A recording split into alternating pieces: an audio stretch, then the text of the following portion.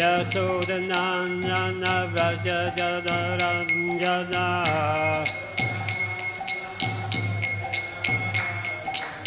Yasodanandana Rajajaranjana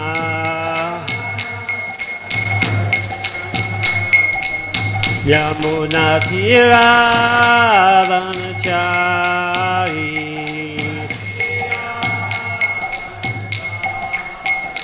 Jaya Radha Madhava Punjabi Hari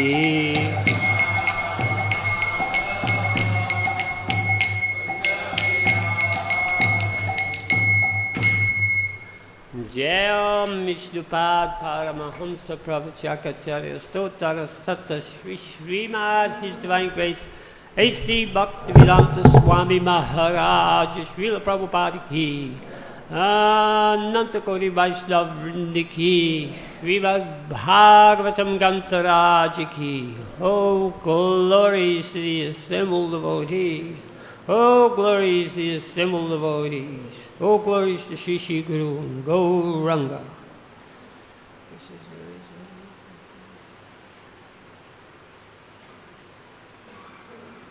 Om Namo Bhagavate Vasudevaya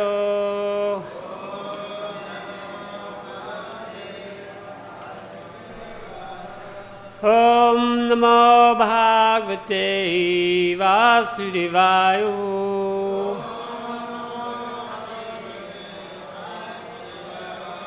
Om Namo Bhagavate Vasudevaya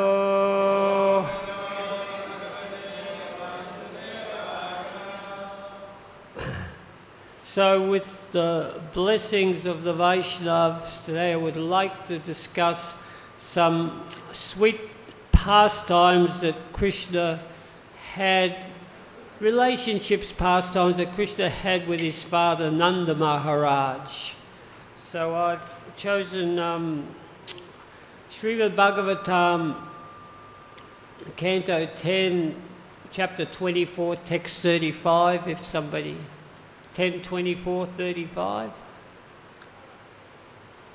I'll just, if somebody's ready for it, I'll... Kam karori vachalam pangam sangayate givim sapipa Samaham Vande Shri Gurum Dinatarine.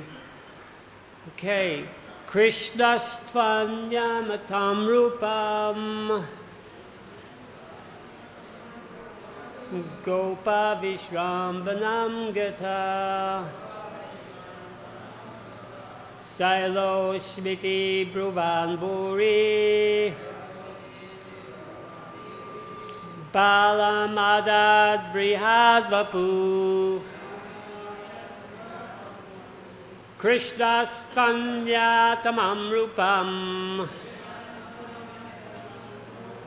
Gopa Vishrambhadam Gata Sailo Shmiti Bruvan Buri Balimadad Brihad Vapu Anyone? Krishnastvanya tamam rupam Vishrambanam gada Shaloshviti Bruvan Buri Valimada Grihat Vapu Krishnastvanya tamam rupam Gopa Vishrambanam Gata Sailoshviti Bruvan Buri Valamada Vihad Vapu Mataji's Translation. Krishna then assumed an unprecedented, huge form to instill faith in the cowherd men, declaring, I am Govardhan Mountain, the the abundant offerings. Purport by His Divine Grace A.C. Bhaktivedanta Swami Maharaj Srila Prabhupada. In chapter 24 of Krishna, the Supreme Personality of Godhead, Srila Prabhupada writes, when everything was complete, Krishna assumed a great transcendental form and declared to the inhabitants of Vrindavan that he is himself Govardhan Hill, in order to convince the devotees that Govardhan Hill and Krishna himself are identical. Then Krishna began to eat all the food offered there. The identity of Krishna and Govardhan Hill is still honoured, and great devotees take rocks from Govardhan Hill and worship them exactly as they worship the deity of Krishna in the temples. The followers of the Krishna conscious movement may therefore collect small rocks or pebbles from Govardhan Hill and worship them at home, because this worship is as good as deity worship. Lord Krishna has induced the residents of Vrindavan to assume a significant risk on his behalf. He convinced them to neglect a sacrifice to what is, after all, the powerful government of the universe, and to worship a hill called Govardhan instead. The cowherd community did all this simply out of love for Krishna, and now to convince them that the decision was correct, Lord Krishna appeared in an unprecedented, huge transcendental form and demonstrated that he himself was Govardhan Hill. So, in his relationship with his father Krishna, sometimes Krishna becomes bemused, shall we say, at Nanda Maharaj's, some of his traditional ideas of worship and other activities, and they sometimes don't fit into place with Krishna plans or in relationship to Krishna what would Krishna like to see happen, or in other cases they're just plain incorrect. So Krishna is in a difficult situation because he's a young boy, he's the son of his dad, and obviously sons at that age don't go against their father. They have to have respect for the father, but in a very, very sweet manner, he still turns things around, diverts things, so Nanda Maharaj gets put on the right track. So Nanda Maharaj doesn't know that his son is all-knowing, as Supreme Personality of Godhead. He just thinks that he is his son. Just like we have that example, a very nice example of when Krishna actually lifted Govardhan Hill with his little finger and he's holding it up there. Nanda Maharaj is scratching his chin. He says, "Oh, Krishna, I'll help you, I'll help you." So him and all the gopas, they have their sticks and they're all helping Krishna hold up the hill.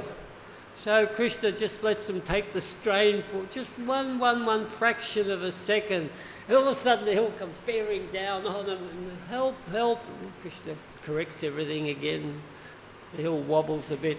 So, but that is the what Nanda Maharaj is seeing, and Krishna doesn't want to actually, Nanda Maharaj to think anything else. So there's a couple of stories that I'd like to relate in connection with this. The first one was Krishna's pastimes of Govardhan Hill. When the worship, Krishna just finished the pastimes of the Brahmanas' wives coming to amply feed all the cowherd boys when the Brahmanas were so busy with their fire sacrifice or the sacrifices that they were performing that they didn't have time for it. And shortly after that, he's seeing a flurry of activity going on in the direction of Govardhan Hill. There was Nanda Maharaj and mountains of boga, rice and flour and dal and big pits being made for Jagyahotras and ovens being done for a huge sacrifice. And Krishna he come up to his father, just a little boy, Dad, what's this arrangement for? And Dad's very busy, thought his son's a little bit young to understand this, but Krishna's going, what's this arrangement for? Who's it meant to please? How are you going to perform it? What's the procedure? What's the purpose? So he had all these questions he was asking Nanda Maharaj. Nanda Maharaj was silent. Krishna goes, Dad, it's not good to keep secrets from anybody, you know, because sometimes if you do keep a secret, then somebody does something and they don't do it unknowingly because somebody didn't tell them, it's not good. So Nanda Maharaj said, all right, my son, well, if you want to know, if you must know that this sacrifice is to please the great King Indra. He's in charge of heavens and he's in charge of all the rains, and he makes all the rains calm, and because of all the rains, then we can have the grass to feed our cows, and in this way we prosper. So we are offering our gratitude towards King Indra for giving us all the ample rains that we need. So King Indra, of course, is very, very powerful king of heaven, in charge of the rains. And I just listening to Radhanath Maharaj was talking about King Indra's palace, that here on earth there are so many different opulent palaces of kings that people still visit all over the planet, just like in Jaipur they have the palace of the king, and that palace is so opulent still, even though it was built so many hundreds of years ago, that is still the greatest hotel. I don't know how many stars, 5, 6, 7, 8-star hotel, the greatest ever, because it was built in such a magnificent, grand fashion. So there is King Indra, King of Heaven, sitting on his throne. The Apsaras are dancing, and the Gandharvas are singing Vedic hymns, and the Brahmanas, they're chanting all the Vedas. And King Indra's administering advice there, and wonderful scents are coming from his Nanda garden, and all his beautiful wife Sachi there. So it has all the opulence that is just way out of the reach of the imagination of any person who desires sense gratification on this earth. So King Indra's there, but Krishna was noticing, because he's the Supreme Personality of Godhead, that when somebody has that opulence, they become a little bit proud of that opulence, and the pride is a bit of a driving force. So he could understand that that is there in King Indra. And the second thing was that when Nanda Maharaj said that, well, King Indra, he is the bestower of all the rains and everything, was actually incorrect, because Krishna is the bestower, but Nanda Maharaj wasn't to know that, because he didn't know Krishna was the Supreme Personality of Godhead, just like Krishna explained to Arjuna in the Bhagavad Gita 5.29, Bhaktaram Yagya Tapasam Sarva Loka Maheshwaram Suridam Sarva Bhutnam Shantam Mam Gyatma Mam Shantam Richati, that the devotee in full consciousness of me knows me to be the ultimate beneficiary of all sacrifices and austerities, and the Supreme Lord of all the planets and all the demigods, and the well-wisher of all living entities. And more poignantly also in chapter 9 of the Bhagavad Gita, verse 19, Tapami aham aham vasham nigranami utsvijami cha amritam chaiva mrityusya sadasat Arjuna, O Arjuna, I give the heat and I withhold and send forth the rains. So Krishna said, Dad, don't worship King Indra, there's no need to do that. And Nanda Maharaj looks at him, and then Krishna employed a little bit of what is called karma Mimamsa philosophy. It's like what people say, a half-baked philosophy, but, you know, for a little boy it sounded like great pearls of wisdom, saying that you really don't need to worship King Indra, because the Supreme Lord, he bestows everything by deeds according to your past karma. So as soon as you're born here, you have your karma that you live out, and then when you die, you get the karma in your next life from what you did in this life. So everything just comes automatically. But Nanda Maharaj said, "Look, but my son, but first of all, we have to satisfy the Supreme Personality of Godhead, because sometimes it just doesn't work that way. So if you have a person who gets sick and he goes to see a first-class physician, still he may not get better. It's up to the will of the Lord." So Nanda Maharaj put that forward to Krishna, that's why what was happening.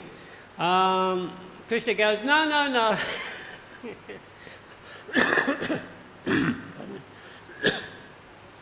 Everyone achieves results of their work out of their duty and not attachment to the demigods. So how hard you work, this is how you get your rewards. And then Krishna's final cliche was that, you know, the demigods aren't in charge. Well, if they were in charge, why would they make it rain on the ocean?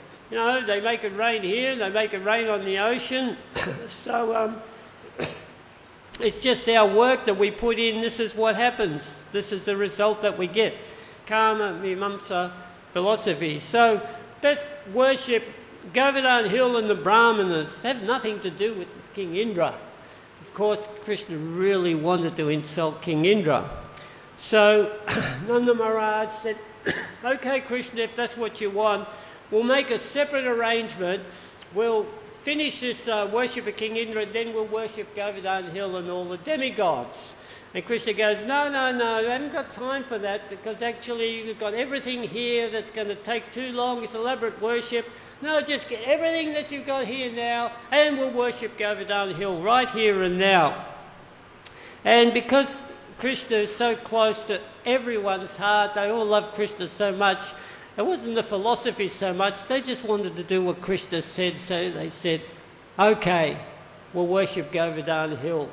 So then, of course, the reason for worshipping Govardhan Hill, pardon my ignorance, I was thinking Krishna just said that in an offhanded manner. He could have said worship the cows and worship the king or worship somebody, but he said worship Govardhan Hill because Govardhan is the best devotee of Krishna. And certainly Govardhan is a wonderful dear devotee of Krishna. So Govardhan, I just want to just spend a couple of minutes talking about Govardhan Hill, the glories of Govardhan Hill. And I have to go back to the days of yore, way back in time, when mountains could fly. They could fly from one place to another place, and they had a great sort of, they were great personalities, so they could choose their place the same as any other living entity who could move. But it was creating a bit of a disturbance, so King Indra clipped their wings with his thunderbolt. So it happened that the king of the mountains, Dronakala,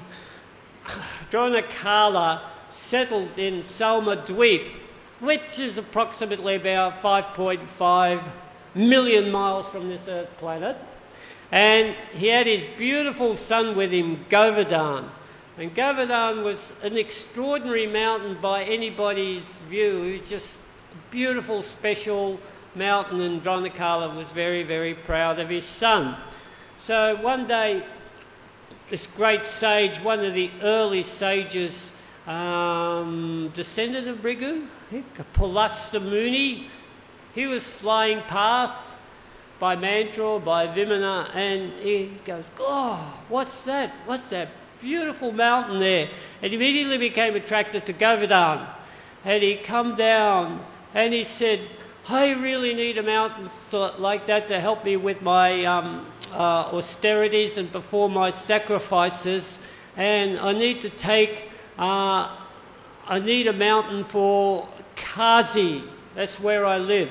So he asked Dronakali, can I please have your son? Of course, Dronakali was very mortified that his son was going to be taken away from him, but Pulasta Muni was such a great sage that he couldn't say no. And so Govardhan said, okay, I'll go with you on one condition, that if you by chance put me down on the way to my destination, I will not ever move again. So Augusta Muni said, that is fine. And then Govardhan said, well, I am such a big mountain. At that point in time, Govardhan was so many yojanas high. I can't remember how many yojanas, but a yojana is 8 miles. So it was that big. He said, how are you going to carry me? But of course, Palasta Muni, being great yogi and master of mystic perfections, could make himself smaller than the smallest or larger than the largest. So he either made Govardhan smaller than the smallest or made himself larger than Govardhan, put him on the palm of his hand, and he started to fly towards Kazi. So they traversed very many millions of miles, and they were getting very close to their destination when Govardhan looked down, and his heart, he has a tongue, so his mind, it was attracted to this place. There was Raj Bhumi, there was Vrindavan, and he knew that in 40,000 years' time, Krishna would be there to perform his wonderful pastimes. And he didn't want to go to Kazi anyway, because you know what they did in Kazi? They just spoke about 2 things starting with M. What would that be? Mukti, moksha, distasteful things like that, distasteful subject matters like that to devotees anyway. So he didn't want to hear any of that. He wanted to see and hear about Krishna. So all of a sudden, Palasta Muni got this urge that he had to relieve himself, and he couldn't wait, he couldn't do anything. So then he put Govardhan down, and then he bathed in the river, relieved himself, and then when he went to pick him up again, he wouldn't get up. So he said, Govardhan, don't do this to me. You promised to go to Kazi. He said, aha, but you said that you agreed. You agreed that as soon as you put me down, then I wouldn't get up again. And Palasta Muni got very angry. He said, all right, if you're going to be like that, I curse you that you're going to shrink by 1 mustard seed every day. So over the period of 40,000 years until Krishna came, Govardhan shrunk so much, but at that point in time when Krishna arrived on the planet, Govardhan was still big enough to pierce the clouds. So therefore, when he pierced the clouds, all the clouds would rain on Govardhan, so there would be these beautiful abundant waterfalls, there would be fine mist, and Govardhan would intensely concentrate on growing the best grass for Krishna's cows. That grass, in fact, was so nice that when Krishna's cows went on Govardhan, they would just eat so much, it was like a sumptuous feast, and they would just relish the grasses so much. And not only that, Govardhan had caves for the gopas and gopis to play in. Krishna could have pastimes with the gopis, little dens, and then there was also kalpavriksha trees, so it was a wonderful situation. So that's why Krishna described, that's why we say that Govardhan is the best devotee of Krishna. So therefore he was worthy of the recipient of all these sacrifices. And so therefore Nanda Maharaj, he began to organise the sacrifices for the benefit of Govardhan. And so they made all these sumptuous cartloads and cartloads of chapatis, rice, mounds and mountains of all wonderful goodies. And they had it all there. And then when they began to sacrifice, Krishna appeared in the form of Govardhan with this big mouth, and he ate all the offerings. So that was, and at the same time, simultaneously, he was there present with all the cowherd boys and the cowherd girls. So that was this separate expansion. That was Krishna's wonderful potencies. Back in heaven, of course, when King Indra heard about it, what? Who's this little boy? Stop my sacrifice! Became angrier and angrier and angrier, and that's another pastime that actually is a very relative pastime, but we can't go into that because we have to move on to the next story of Krishna and his relationship with Nanda. So I was very fortunate in early February of this year to be in Vrindavan, and I went on a parikram, and Dinabandhu Prabhu was taking the parikram to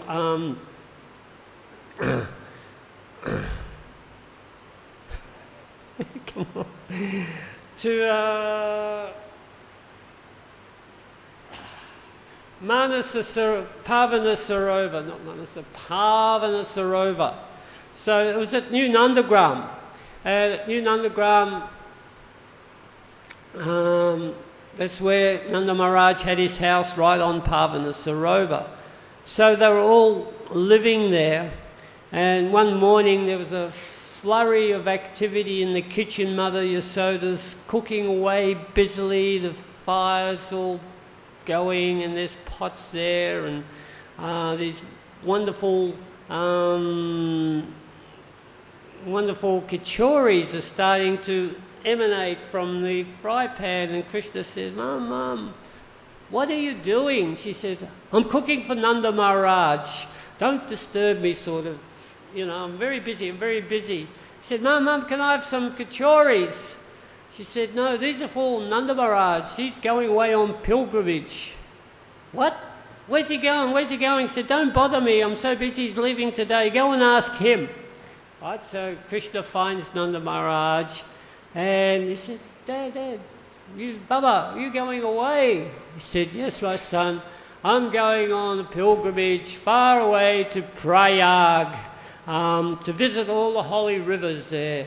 Actually, Prayag is the confluence of the rivers Ganga, Yamuna and the Saraswati. So it's called the Sangam, right? And so I'm going to bathe in the rivers and become purified. And then, of course, two or three things went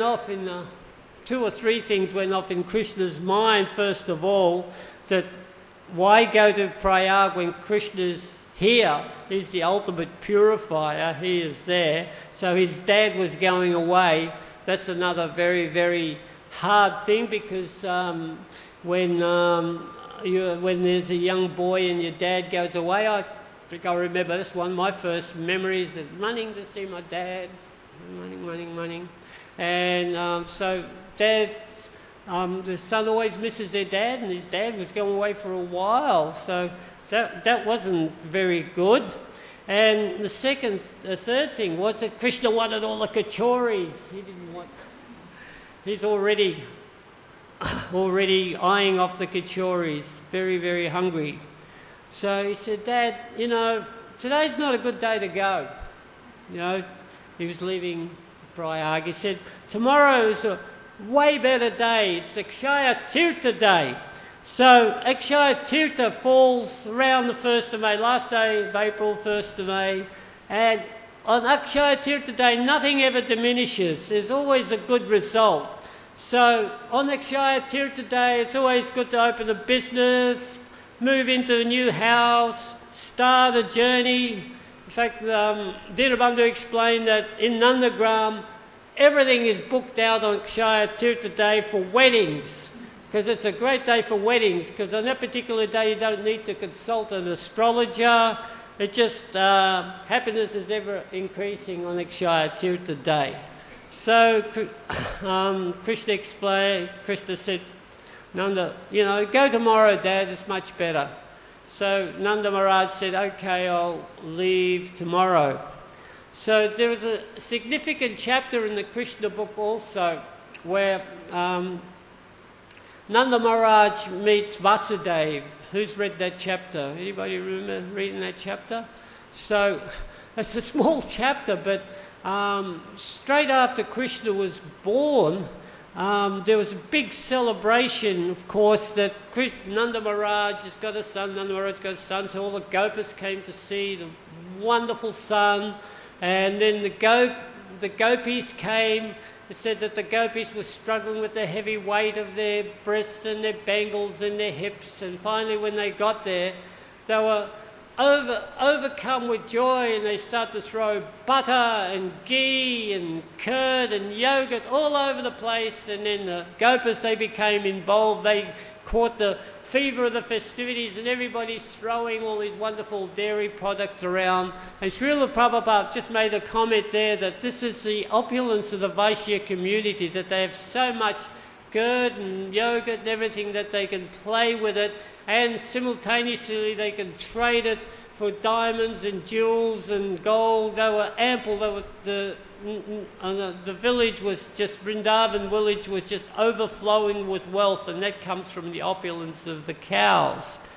And so soon after that, Nanda Maharaj said, well, I better go and pay my taxes to King Kamsa. So it was within like the 10-day period. It was a very, very dangerous period because King Kamsa was looking for Krishna. He knew that Krishna was somewhere else. So for the next 10 days, any baby that was born within 10 days of Krishna was to be killed.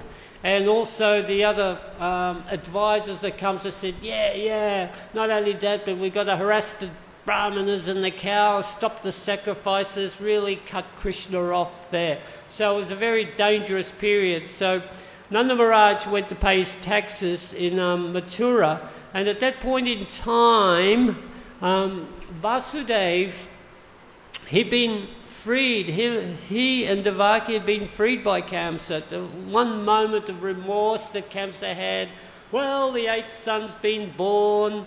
Well, it's no good now. I mean, he's out there. There's no point in keeping you in jail. You're free to go. But at any point in time, they knew that Kamsa was a tyrant who was liable to renege at any point in time. Such dangerous times that Kamsa was the greatest demon. He imprisoned his father so he could have his father's wealth. And then he was prepared to kill his sister. And then he already killed her. He's killed his nephews. So he was actually a demoniac person. So when Vasudeva heard that Nanda Maharaj had come to Mathura, he immediately went and saw him. That's just after he paid his taxes, and he was overjoyed to see him. They hugged because they were related, but Nanda Maharaj was from the Vaishya community, even though they were stepbrothers, I think, and of course Vasudeva was from the Kshatriya community, but Vasudeva had been imprisoned for so many years, he had 8 sons and 1 daughter in prison. And when he saw Nanda Maharaj, he said, Nanda Maharaj, this is like my second life, seeing you. He gave him a hug, and they were overjoyed. And of course, Nanda Maharaj didn't know that he'd taken Krishna there and replaced Krishna with Yogamaya.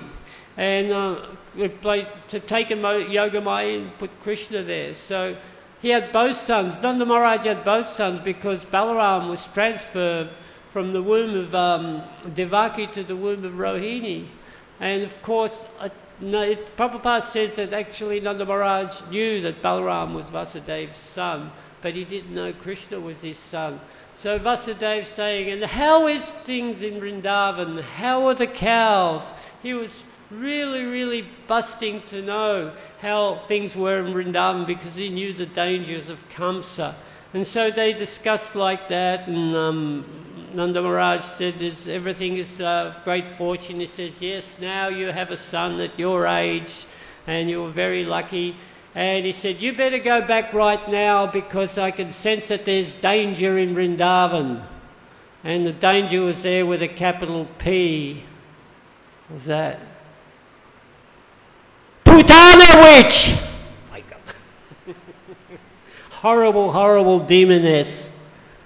Right. So anyway, so next morning, Nanda Maharaj, he's ready to go to his trip to Prayag to visit all the sacred rivers. So he goes to take a bath in Pavana Sarovar, just the gut there at the footsteps of his wonderful palace. And before he takes a bath, he sees this huge, huge gentleman laughing, rolling in the dust, laughing, swimming in the river. laughing, ho ho, back on the dust, rolling in the dust, swimming in the river again. Never seen him before. I said, my dear sir, who are you? Where have you come from? And he says, well, my name is Prayag. I said, I don't know any Prayag in Vrindavan here. No, I'm Prayag, king of the Tirthas, the holy places, you know, where the confluence of the Gangas, Yamuna and the Saraswati is. I come here every festival day. What was it called? Festival. Oh my God. I come here on the Akshaya Tirtha day, where everything is fortunate, and I bathe in the Pavana Sarovar, and all my sins are nullified, because all year people are dumping my sins on me all the time. And so when I come here, it's such a relief, so wonderful to be here. Vasudev says, Acha, Hare Krishna, Hare Acha. He looks across Pavana Sarovar, he sees these beautiful ladies laughing and splashing water about.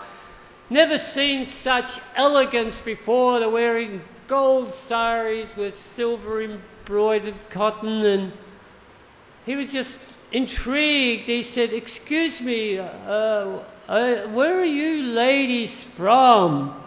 And then the ladies explained that we are the personification of all the rivers, Narmadam, Ganga, Godavari, Saraswati, Narmada, Sindhu, Kaveri. He goes, then why have you come here? He said, because all year people dump their sins in our rivers there, and it just goes on. And one day in a year, we can come on this festival day here, this lovely festival, and then we are freed from all of our sins by bathing in these sacred waters. He goes, Hacha. So then he goes back to his house, and Krishna comes running up early in the morning and said, Papa, you going now? He said, nah, son, I'm not going now. I'm not going at all. He goes, why, Papa, why? He said, well, every place I wanted to go to get purified, they all come here to take a bath. So why should I take the trouble to go there if they all come here to bath? So that was Krishna's way of keeping Nanda Maharaj in his close company and getting all the kachoris. End of story. Jai. So, are there any questions or comments?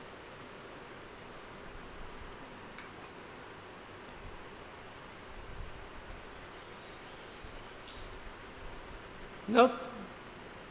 Hi, all glories to Srila Prabhupada ki jai.